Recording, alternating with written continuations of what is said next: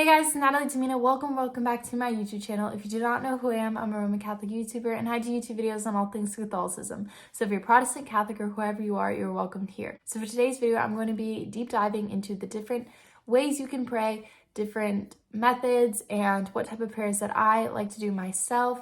I'm going to be going into them coming from different spirituality standpoints and different personalities, because some people like to pray different types of prayers depending on who you are. But all of them are great and all of them are amazing, and I just want to explain them for you guys. So if you haven't already, make sure you like and subscribe down below and hit that notification bell so you can get notified when I post. I post Fridays, except these past couple weeks, it's been crazy. My life has been kind of turned upside down, but it's getting better. So that's just where I've been. It's just been a little hectic and a little crazy, but that is okay. Yeah, make sure you watch this whole video through.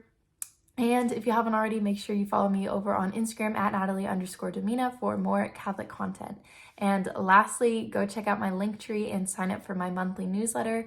The second one will be out very soon for the month of May, so you want to sign up before it's May. So let's get on with today's video.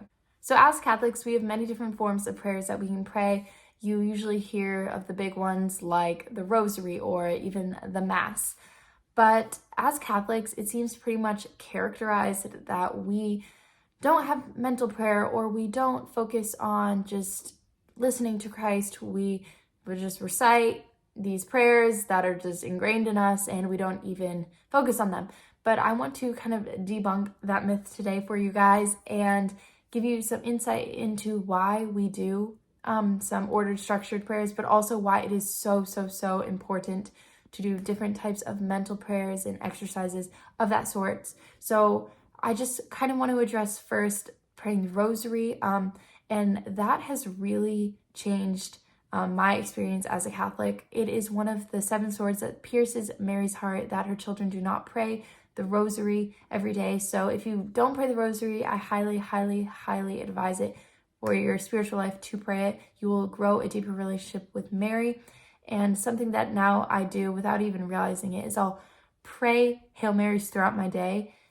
If I'm walking from place to place, just to fill my every step with Mary's way. And it's really just helped me focus more and not feel so alone. Like, I feel so full of joy when I am praying Hail Mary. So that's something I like to do. But the monotony of praying a rosary is actually so important to the spiritual life. The repetition, it not only like focuses in on something for a while, but it's also helps you to really like contemplate for a while, like the mystery. Like, you're repeating a prayer over and over again. That just, like, by the nature of the act, it's honing in on what you're praying. Like, if you repeat it, you'll find new things every time you pray it.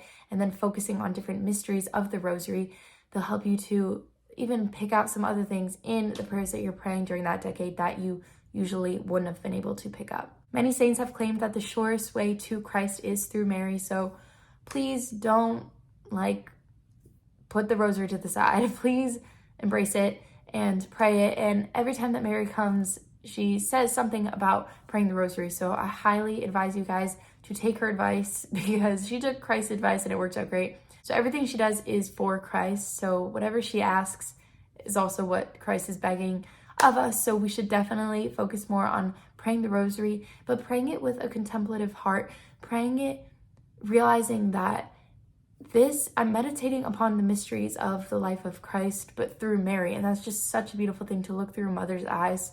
And I feel like that can really just help shape our meekness and our humility that we might otherwise not have, and to focus on order and structure is good. God is a God of order and a God of structure, but also he's a contemplative God. He's an artist. And so through the rosary, we're able to really partake in the nature of Christ. Then the next prayer that's kind of in the same sort of structure of the rosary is the Mass. Obviously, the Mass is the highest form of worship that we can partake in because of the Eucharist. Christ is literally being present to us. But the Mass is very structured, very ordered. A lot of other religions would probably say, whoa, this is too monotonous. Like, how are you actually supposed to worship and have an intimate relationship with Christ in such order and structure?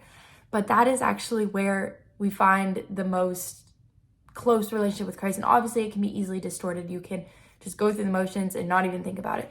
But having a structure and having an order, it's like having a law. Like some laws can be bad, but some laws are good. And within that, you're able to be fully alive and fully free. And that's kind of the paradox of Christ and who he, like God is. He's a just God, but also merciful, and there's love within him, but he's also very structured and everything is perfect. But it's just, that's kind of the paradox of who God is. And so within this order and structure, there's such beauty. Like think of a flower and its composition. It's so hard, like so intricate and scientifically like you could study that your whole life, like botany, but it's such a beautiful thing. Like there's such freedom and beauty in it.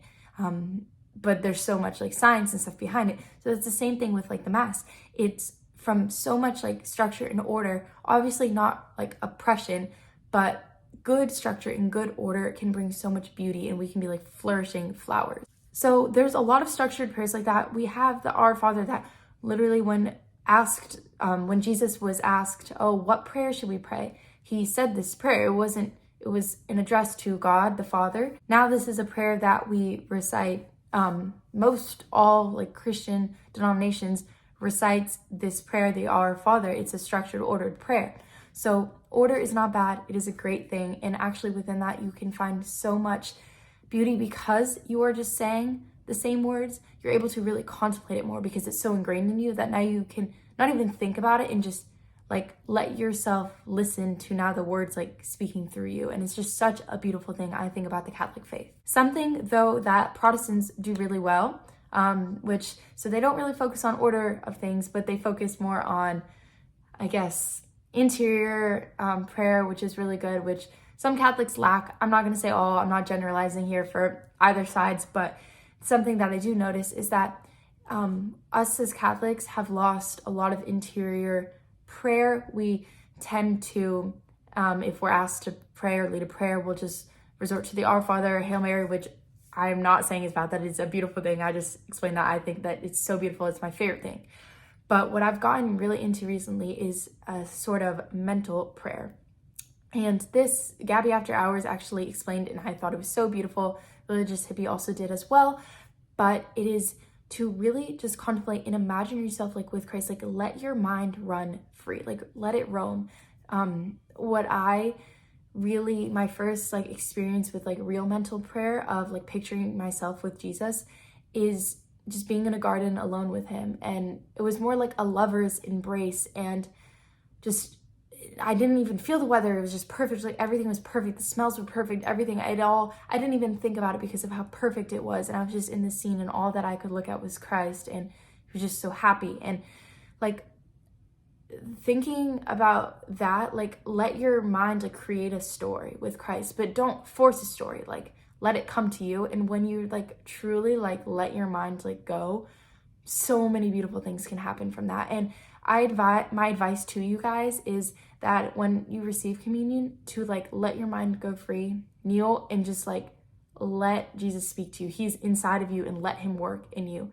So that's something that I've really been trying to do. It was one of the most pleasant experiences I've ever had in my life. So I really advise you guys to spend some time on mental prayer, because mental prayer gives your mind, like what makes us human is our intellect and will, like the faculties of our soul that no other creature has. So let those like faculties be overtaken by Christ, and you will have such a good like experience. Like it's a foretaste in heaven. So I really advise you guys to like let your mind run free and really work on mental prayer, and also be able to just speak off the cuff like prayers, just thoughts that come into your mind, like address God like from your heart, like openly, like write in prayer journals if you need to. Just sometimes like I'll just speak in my room, I'll literally like whisper words to Christ, like let your thoughts, like talk to him as a friend. St. Thomas Aquinas says our relationship with Christ should be as one of a friendship. Like that's the highest like relationship with Christ that we have. It's a friendship. And so we need to really embrace that friendship. Like how would you treat the perfect friend, and how would a perfect friend treat you? And that's the relationship that you have with Christ, is a friendship. So let's embrace that. So with all that being said, I hope you enjoyed today's video, and please share this video with others if you think they would enjoy hearing this. And again, if you haven't already, like and subscribe down below. And yeah, I'll see you guys in my next video. I love you guys so much. Maximilian Colby, pray for us. Have a blessed day, y'all.